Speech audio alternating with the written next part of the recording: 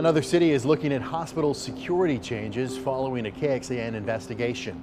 It's been 9 months since a drunk driver crashed into the lobby of St. David's North Austin Medical Center, killing herself and injuring 5 people, including children. Since then, our team found more than 300 crashes at medical center entrances nationwide. A month before, the Austin City Council will vote to require safety bollards at new hospitals. KXAN investigator Matt Grant reports on new concerns that go beyond the ER. I just heard that, loud bang. Office manager Ayrat Yunosov couldn't believe what he heard and then saw. Instead of reversing out of the parking spot, the driver just pressed the gas. In July, a truck smashed into this dentist's office in Cedar Park, just north of Austin, into the room where a patient just finished treatment. And just weeks ago, another Cedar Park crash at a restaurant. I think it was like a miracle that we didn't get hurt, like no one got hurt. A different story in 2017 when a 6-year-old was killed and a half dozen were hurt after a vehicle drove through this pediatric dental office in Alabama. They had called all 3 of them back to the treatment room when this car zoomed through the window. Following this, the city council there passed an ordinance requiring crash-rated or engineer-certified steel bollards at buildings where parking is within 10 feet of an entrance. For me, it was just kind of a sobering reminder of the complexity of the problem. Cedar Park Mayor Jim Penniman-Morin says his city is now drafting transportation design standards to improve safety. Bollards is certainly in the mix. While the mayor is focused on road design, speed limits, and pedestrian crossings, our and a potential bollard requirement will be part of the conversation. Councilmember Heather Jeffs telling us, "I do appreciate your investigation and plan to discuss this with our council." It's not something I thought about until you started reporting on it. Should they be required? I think it's a good policy. Nearby, we saw multiple spherical bollards outside Texas Children's Hospital and one at Cedar Park Regional Medical Center.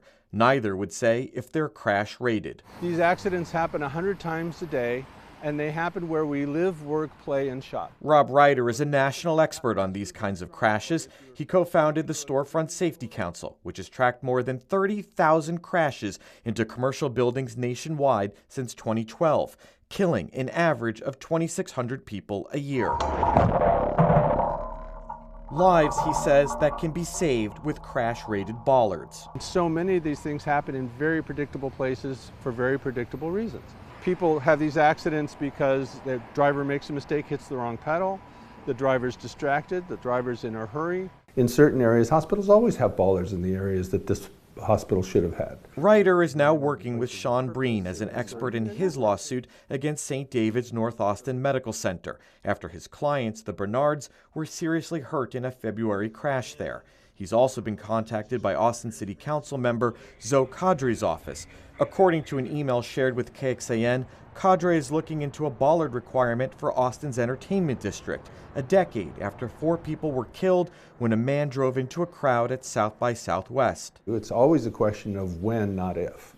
Last year, a Chicago law firm announced a $91 million settlement against Texas-based 7-Eleven. It put together this animation showing how bollards could have prevented a serious crash that resulted in a double amputation. That suit revealing more than 6,000 crashes into 7-Elevens over a 5-year period. Have you thought of crash-rated bollards before our investigation? Never. Back at the Cedar Park Dental office, it's now top of mind. Days after we stopped by, the property manager installed curb stops at storefront-facing parking spots and tells us bollards are being considered. That's something I requested, so we'll see what they're going to come up with, but that would be ideal. In Cedar Park, Matt Grant, KXAN investigates. And 7-Eleven didn't comment. Texas Children's would only say that its bollards are made of reinforced concrete. Cedar Park Regional said it installed limestone architectural elements to act as a protective barrier, adding that its security measures don't compromise emergency access while maintaining a welcoming environment. Now, this all comes 2 days after a vehicle drove into a treatment center in Ohio, injuring 2 people, including the driver. Police blamed that crash on pedal confusion. Last week, another car crashed into an urgent care in Rhode Island. Authorities say the driver accidentally stepped on the gas instead of the brakes.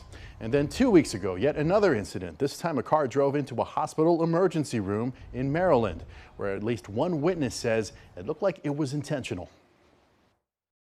The way he get out the car, you saw that wasn't an accident. Like, he was mad. Like, he wanted to, like, hurt somebody or something. Now, the driver in this case pulled out a knife and was arrested. Thankfully, no one was hurt in those last 2 crashes. You can catch up on our complete continuing coverage right now. Just look for the Preventing Disaster button in the investigative section of KXAN.com.